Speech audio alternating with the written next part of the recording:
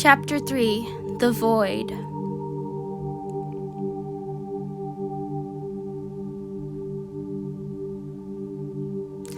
I walk as quickly as I can, photon scanner in hand, to where the prince is, along with the 2 guards of the tunnel. The tunnel is a little bubble inside the void, leading to a bigger bubble within the void, where the world stones are. Only a tiny part of the void can be pushed away. Any more than that requires too much energy, if it's even possible, so I've read. I hurry, as I always do, because the prince is expecting me to be more machine than person, expecting me to cater to his each and every whim, expecting me to just accept it all silently without complaint. Here you go, sir. I hand over the large tube with the screen on one side and a lens on the other. He takes it. Now, guards, he starts. The Emperor has entrusted me with checking the integrity of the tunnel. I watch the void while he works. The void is amazing. Black. No, black is not beyond words. It is something beyond black, something that can be described by no words, can be described by nothing at all. It rises from the ground and forms a thick circular mass, which extends far past the ceiling of the grand room that we are in. The void extends even further through the sky and out into space. It extends to all the habitable planets of the galaxy, connecting them all like beads on an unholy, sacred string. It comes from out of the galaxy, from out of the depths of the abyss, and it extends back out of the galaxy into the dark unknown. No one knows where it came from. No one knows why it's like this. No one even knows why it's here. All of the books I have read on the topic have said the same thing, that it is a pure enigma. As a much younger child, I would imagine that the void led to another world where I could be free. I imagined that it was an escape, a messiah. I don't know why I thought this. Perhaps because it was the one place where the Imperials didn't go. It was the one place within which the Empire had no control. Perhaps because it was forbidden, and because subjugated people are always drawn to anything forbidden by their subjugators.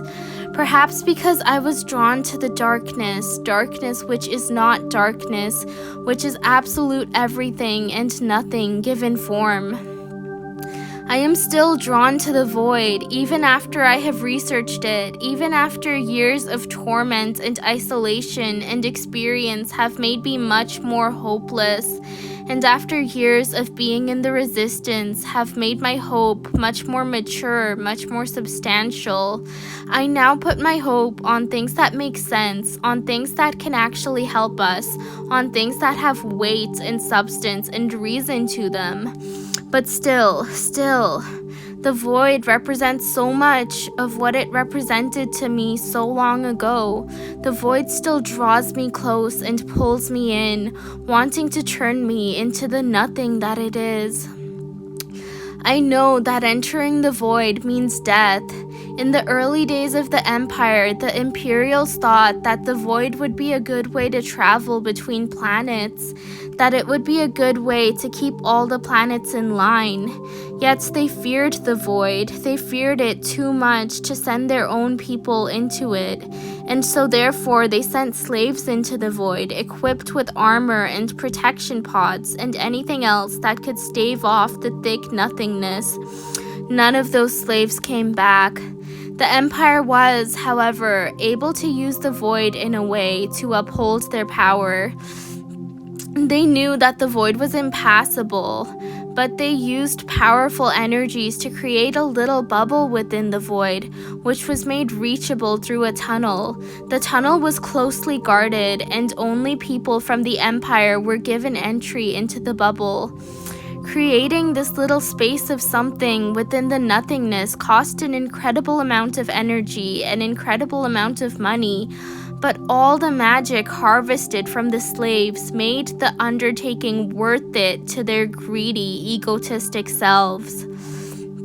Inside the bubble was the most precious thing in the galaxy, 7 small stones, stones that could focus the magic of the 7 lower planets, stones that were the sources of power for our people, power we would never see again, power that would be forever denied to us, locked away in the heartland of the Empire stronghold, surrounded by nothing and guarded by the Empire's best guards. I long to annihilate myself in the void. I long to become nothing. I long to be lost forever. Boy! The prince's harsh tones cut through my thoughts. Put this away! Yes, sir. I take the bulky tube and scamper quickly off.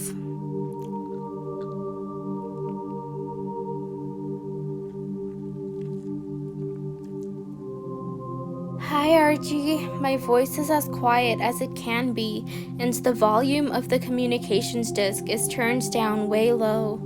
The library is dark all around me, and I am with the only person who I can think of as my mother. She found out that my biological fathers were dead, which is a stake in my heart. I wish so much that I could actually be with her, that I could actually hug her and hold her close and stroke her hair. I ache for this infinitely, but I take what I can get. Hi, Ikkret, it's good to see you again, she smiles. And it's a weary thing, a wary thing, yet a thing filled with more love than I would ever have the words to describe, a thing filled with maternal protectiveness. It's good to see you too, and it is. It's always good to see her. We only have about 1 hour of stolen moments to talk each day, and I have to make sure I can get as much out of the short time as possible. Is there anything on your mind lately?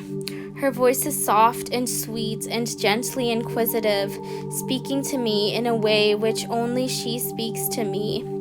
Not really, just, yes? The void, it interests me. I don't know why it interests me. It's almost like I want to go into it, like I want to get lost inside of it. Maybe it's my suicidal urges that make me think this way. The void is beautiful. I would not blame you for being attracted to it. I'm sure we all are in our ways.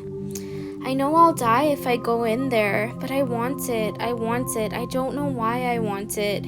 Maybe I just want to escape this life.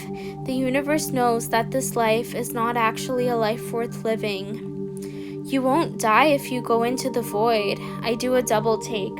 Her words are so sure, so certain. What? What in the universe? Why do you say that? I ask her. I let the bewilderment show in my voice. I don't hide any of my emotions from her. I don't hide anything from her. Because all the people the Imperials sent into the void came back. They all came back. It took years, sometimes even decades, but they all showed up on one planet or another, completely naked, with incredibly wild stories to tell us. What? That's incredible.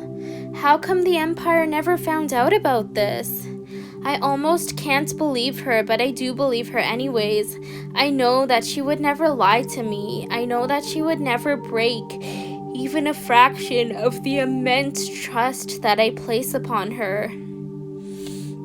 They don't know about this because they're impatient. They're not truly good with science. When they found out that no one was coming back after months, they assumed that they had died and abandoned the experiment, and we were left to pick up the pieces of their failure and turn it into a success. Wow, that's incredible. I am amazed. How did you hide the fact that all those people came back? We just hid them really well, just like we hid the Ulfs who survived the genocide. It was hard, but we were able to make it. So why doesn't the resistance use the void more? You guys could just take all the world stones back through the void. It's impossible to direct where you are going. Not to mention, people stay there for years on end. No one knows when you will come out. And if you don't show up to get your energy extracted, your family gets killed. Not to mention, if the guards ever saw us taking the stones, they would surely kill everyone. If we go into the void to get the stones, the guards will see that and kill everyone before we can come out of the void and repatriate the stones. That makes sense, I acquiesce sadly. Still, ideas are whirring to life within my mind. We can make this work for us. I'm sure we can make this work for us. I just have to get more information. And information is something that I have ready if secret access to. So how is everything going? RG asks me. Oh, you know, same old, same old. I hate my life and want to die. I hate my life and want to die too, Ikkret. But you have to hold on. We both have to hold on. Because the future needs us. The people of the future need us. We need to create a better world for them. A world in which they can be free. I know. It's just hard. Of course it's hard. It's hard for me too. But we can make it.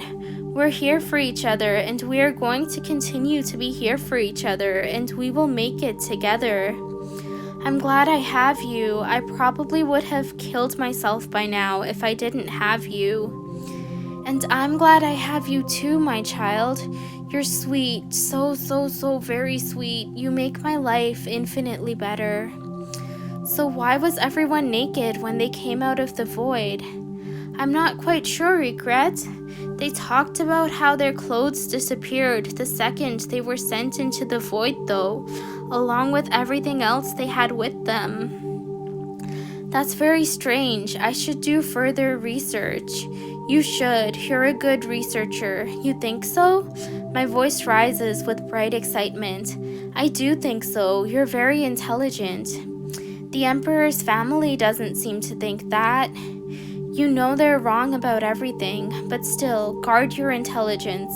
Hide it from them. It's your weapon. We keep talking into the night.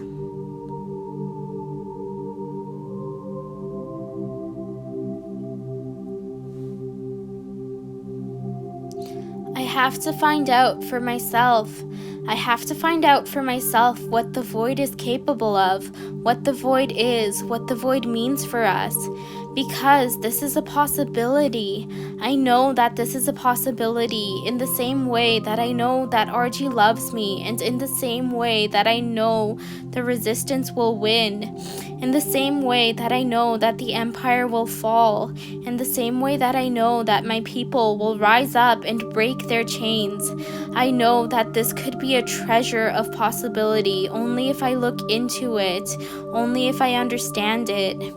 This new information that I've been given has been buzzing in my head, constantly on my mind, not letting me get an ounce of mental rest. Not that I mind it though, not that I mind it at all. Thinking about the revelations I have just received is very exciting. It pours cool, clear, sparkling hope all over my insides.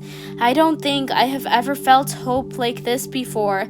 I don't think I have ever felt joy like this before.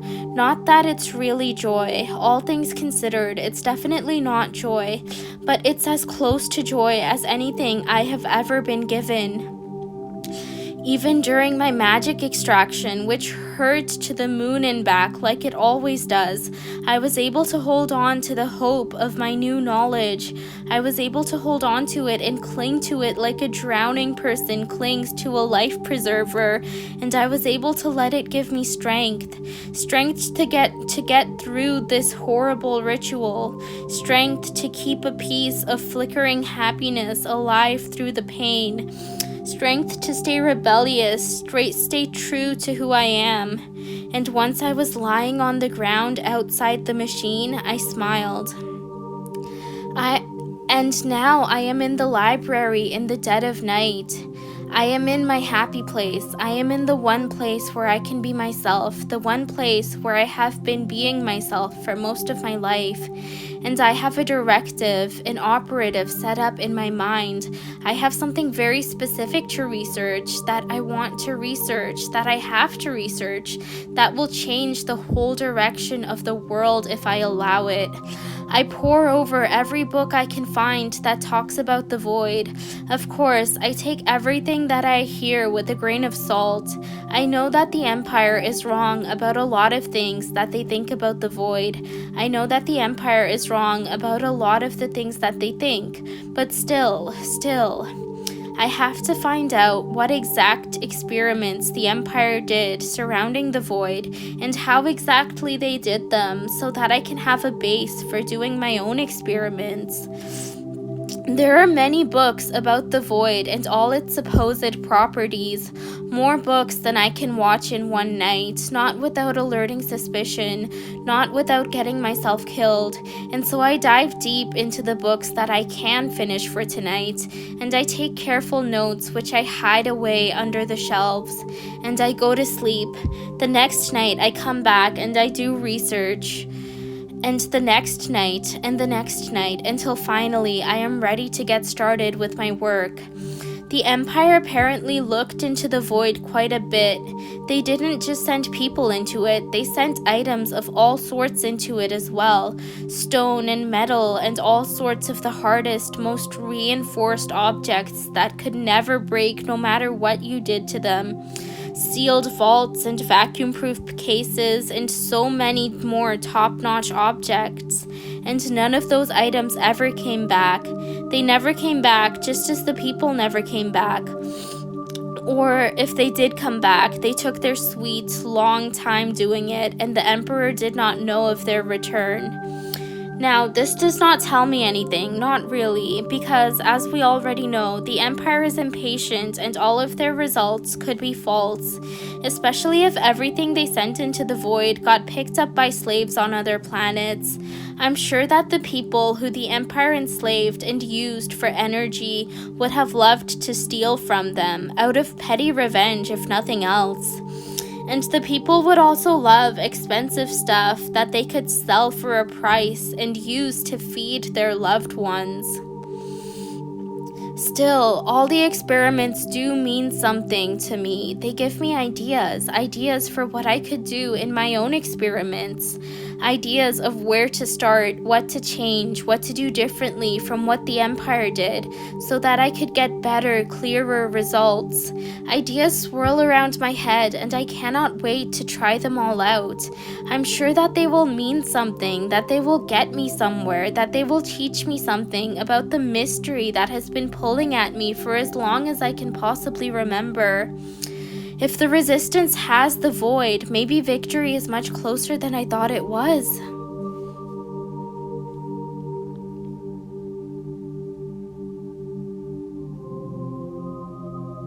I am done my call with RG. Today some of her friends joined us as well. They often do join. They all like talking to me, and I like talking to them as well. The human interaction gave me the courage I need in order to pass through the darkened palace of the night and take all my materials with me to the void. Back around and out to the garden where the tunnel is far, far away and the guards will never see me. I thank the universe for giving me this purple-black skin that can blend me in almost perfectly into my darkened surroundings. I've spent too many days and nights cursing the color of my skin, but truly it has saved me time and time again as I made my way through the darkened halls of the palace, and it has saved my soul in ways uncountable. I would not give it up for anything. I have a bag full of various items to test the void with. The bag is as dark as I am, made of stolen bits of fabric from here and there, carefully stitched together. I had it in a corner of my room for a while, not knowing what to do with it. But now it's filled with machinery and finery and odds and ends from the garbage. pieces that the emperor and his family threw away, objects that they no longer had any use for, objects that will become very useful to me indeed. I light a tiny candle by the edge of the void outside the castle, far from the guarded room, where I am sure that I am far away from the sight and the detection of the guards, and I take out my items one by one. First, I put a piece of maranthine inside the void, so that half of the hardened material is in my hand, safe outside of the void, and the other half is dipped into the darkness beyond darkness, the nothingness beyond all shape and form. The jagged piece does not make any sound as it goes in. It does not feel as if anything has happened at all. But when I pull my hand back, the half that was in the void does not come out. The maranthine is broken in half, a perfect, precise edge along the place where it was plunged into the void. This is remarkable. The void can cut through maranthine as if it is nothing. Of course, many things can break through maranthine, but very few things can do so as perfectly and as effortlessly as this void. I wonder how it did it. I know, though, that I do not have the resources to ever find out. Dark rue colors my gut. Next, I put a thrown-away necklace of platinamber into the darkness, holding one end with my fingers and letting the other end dip inside. Once again, it feels as if nothing is happening. It feels as if I am simply holding a necklace up into the air. But once again, I try to take it back out. I see that only half of the necklace remains, and the other half seems to have just vanished. This is really rather remarkable, and I jot down what happened in the rolls of parchment that I stole. I put in half a circuit board after that, and it vanishes out of my hand, leaving a clear, sharp line where it entered the void.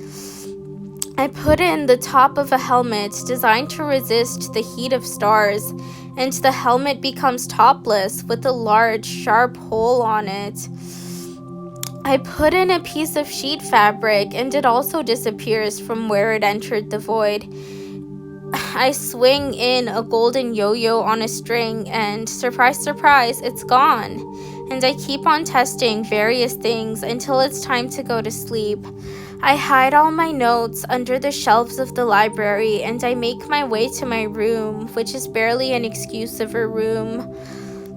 My mind dances with questions as I make my way to sleep.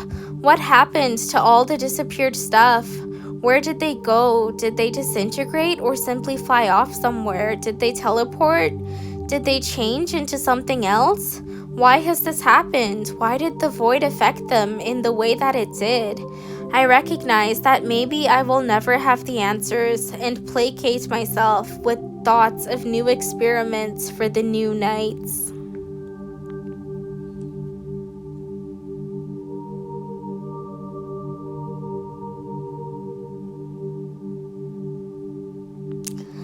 I pad my way through the palace darkness.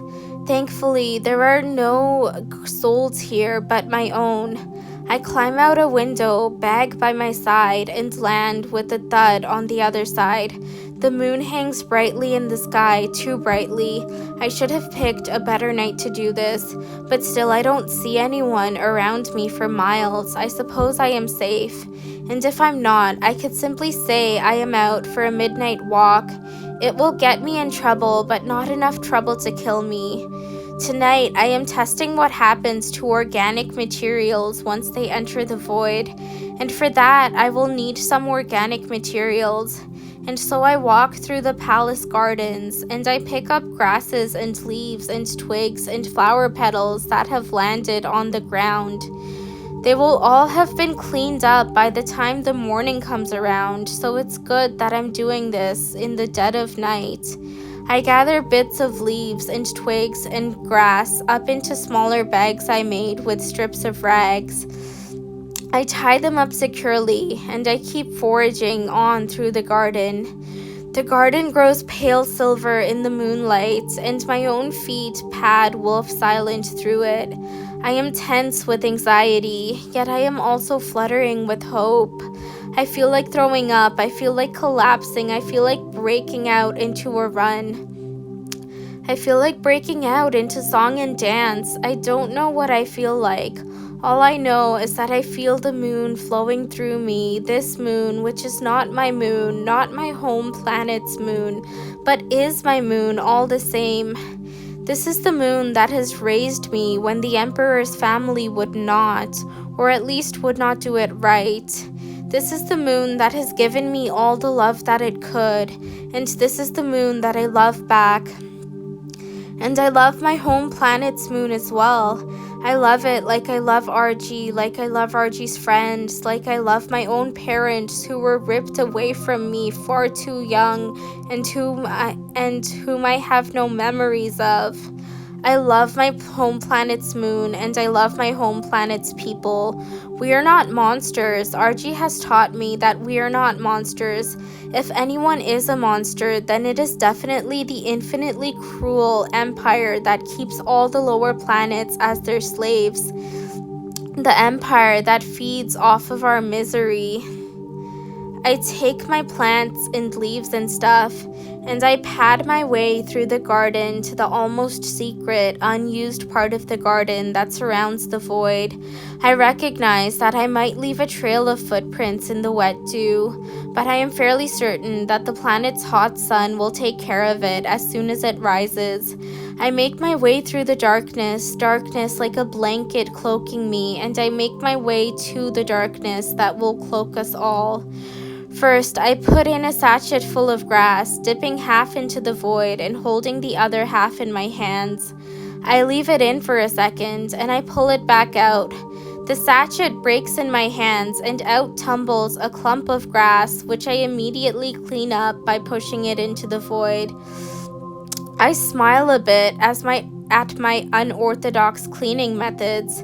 I do the same with a bag of leaves and a bag of twigs. Strangely enough, even though the bags themselves are cut cleanly in half, there are no leaves or twigs or grass blades that are cut in half.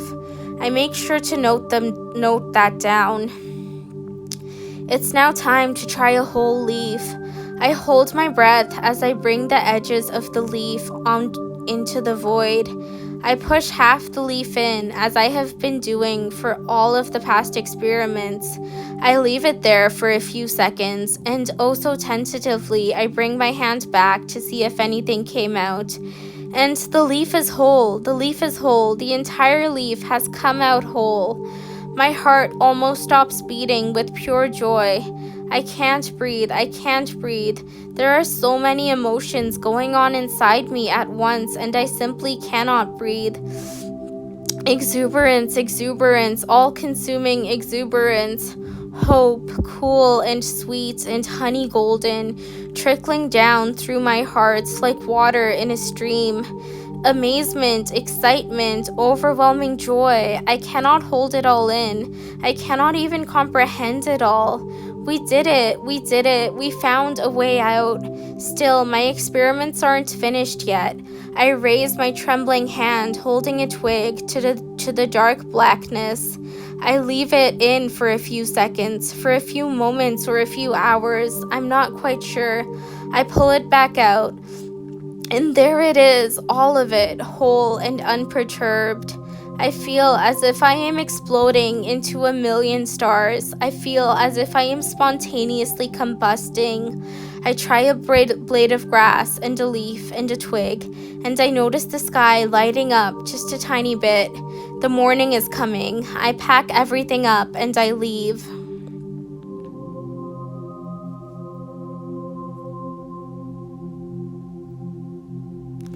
The next day is a strange day. I had no sleep at night. I am absolutely exhausted. Yet at the same time, I am buzzing with energy. I am buzzing with so much energy that I cannot contain it. I go about my day and pretend like nothing is happening, pretend like nothing is wrong, pretend like nothing is right.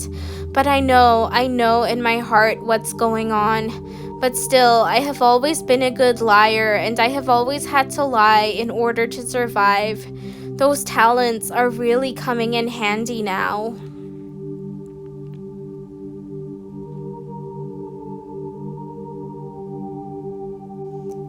It's nighttime again. The world is finally asleep, and I am finally slipping out of my bare room and into the palace halls. And I don't even call Archie tonight.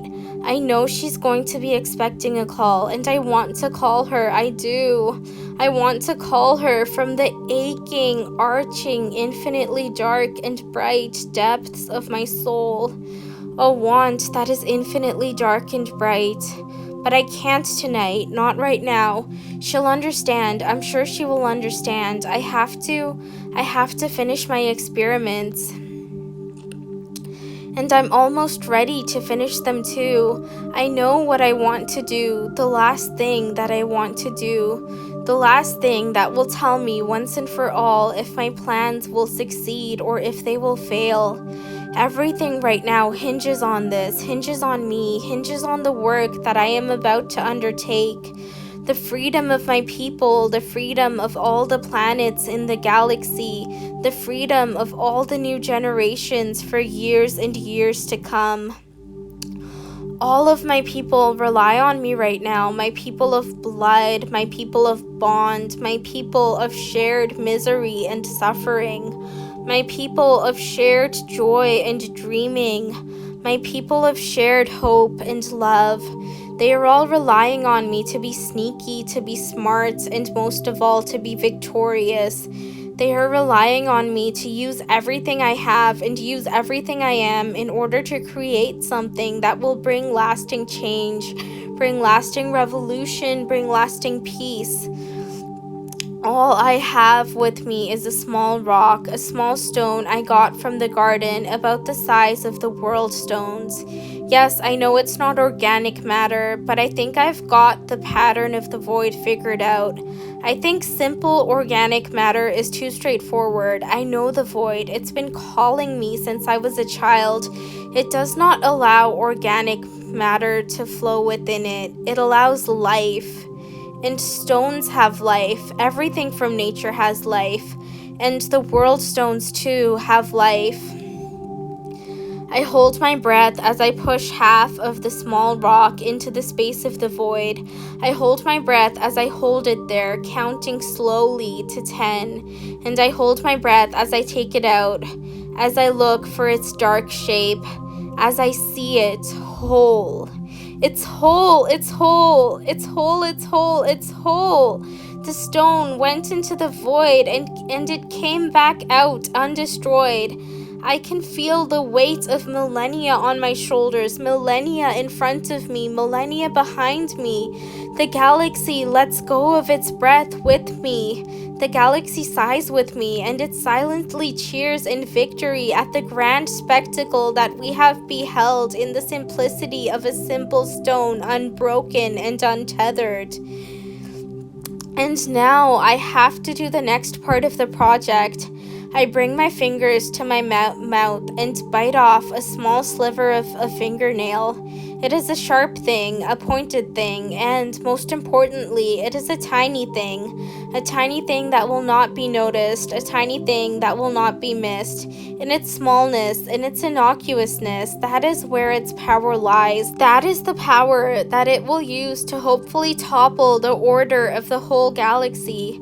I pinch the nail with my fingers and I slowly move half of it into the void, and then I count to 10. Slowly, ever so slowly. Then I take it out, and it comes out.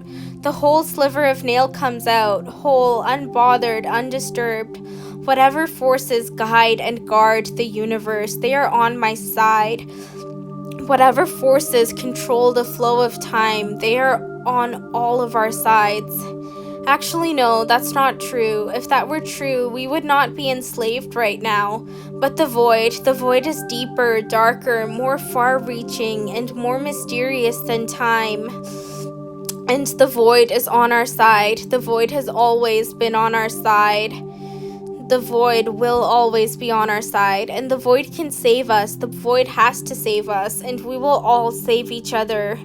Breathing in the darkness, breathing in the darkness, I prepare myself for my final test, my final experiment before setting up the second part of my plan along with RG and everyone who will be on my side.